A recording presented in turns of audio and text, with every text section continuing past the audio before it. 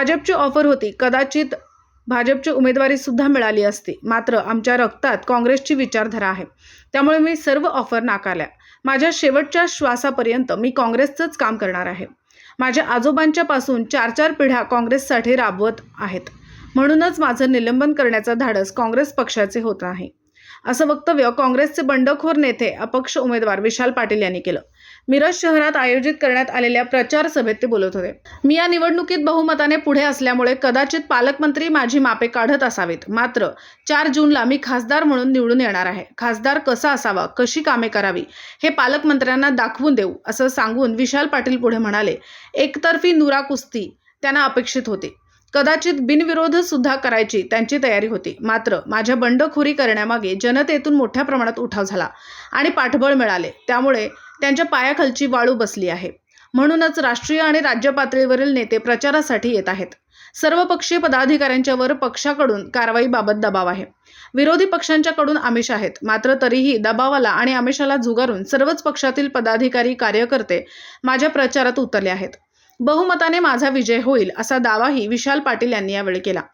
मिरजेतील प्रचार सभेत ज्येष्ठ नेते सुरेश आवटी, माजी महापौर किशोर जामदार, माजी महापौर मैनुद्दीन बागवान, ज्येष्ठ नेते PT मदाळे, माजी नगरसेवक निरंजन आवटी, माजी नगरसेवक अशोक कांबळे, माजी नगरसेवक शिवाजी दुर्वे यांच्यासहित विविध पक्षातील पदाधिकारी कार्यकर्ते मोठ्या संख्येने उपस्थित होते.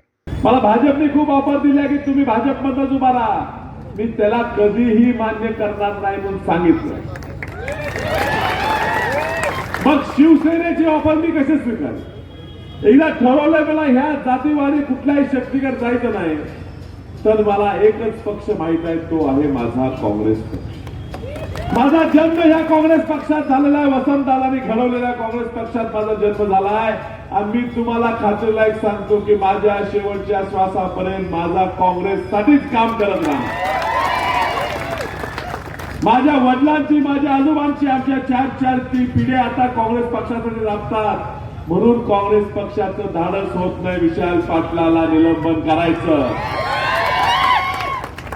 काँग्रेस पक्ष आपण चालवतो, काँग्रेस पक्ष विचारधारा आपण पुढे नेलेली आहे. मला माहित आहे, त्यांना ह्या ठिकाणी एकच कार्य दिलेलं आहे की कुठल्याही परिस्थितीत काँग्रेसच्या विचाराच्या मतात विभाजन करणं. जे 19ला फॉर्म्युला राबवला भाजपने, ते ह्या 24ला राबवायचा प्रयत्न करतायत.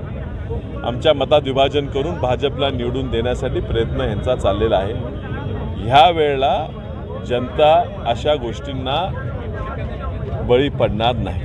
जनतेने ठरवले ह्या वेळेला काँग्रेसच्या विचाराचा विशाल पाटीलच निवडून येणार. ह्या त्यांच्या पायाखालची वाळू घसरलेली आहे. एकतर्फी होणारी नुरा कुस्ती त्यांना अपेक्षित होती, कदाचित बिनविरोध सुद्धा करायची त्यांची तयारी होती. या एकदम तयारीत जनतेतनं एवढा मोठा उत्साह निर्माण झाला, प्रत्येक जण उठून उभारलेला आहे. अशी परिस्थिती निर्माण होईल त्यांना वाटलं नव्हतं. त्यांनी आता भरपूर तयारी केलेली आहे. वेगवेगळे नेते जिल्ह्यातून, राज्यातून, देशातून ते सांगलीत आणतात. त्यांनी काही फरक पडणार नाही. आम्ही पूर्ण तयार आहोत. त्यांनी आता काही करू दे, आता बदल हा निश्चित आहे. स्वतः कारखाना विकला, ते कारखान्याच्या संदर्भात तुमच्यावर टीका करतात संजय पवार. मला माहित नाही त्यांनी काय टीका केली, मी तर ऐकली नाही आहे. कदाचित सविस्तर कळलं तर बोलता येईल. काल बेडक येथे झालेल्या सभेमध्ये सुरेश भाऊ खाडे मोठे माणसं आहेत. 4 वेळा ते विधानसभेवर निवडून गेलेले आहेत. पालकमंत्री आता आहेत, त्याच्या आधी एकदा कॅबिनेट मंत्री राहिलेले आहेत. आता त्यांनी कधीही निवडणूक न निवडून आलेल्या माणसाबद्दल, कर्तृत्वाबद्दल बोलत असतील तर ही चांगली गोष्ट आहे. अपक्षाबद्दल बोलत असतील चांगली गोष्ट आहे. त्यांनाही लक्षात आलेलं आहे की आता विशाल पाटील पुढे गेलेले आहेत, पुढे लीडमध्ये आहेत आणि म्हणून माझी मापं काढतात. माझं कर्तृत्व हे जनतेला माहिती आहे, माझं कार्य हे जनतेला माहिती आहे आणि खाडे भाऊंना जर ती माहिती पाहिजे असेल तर लवकरच मी लोकसभेला निवडून जाणार आहे. 4 जून नंतर कसा खासदार असावा, खासदारनी कशी कामं करावीत हे मी त्यांना आणि सर्व जनतेला दाखवून देणार आहे. माझी जनतेची उमेदवारी आहे. मला पाठिंबा जनतेने दिलेला आहे.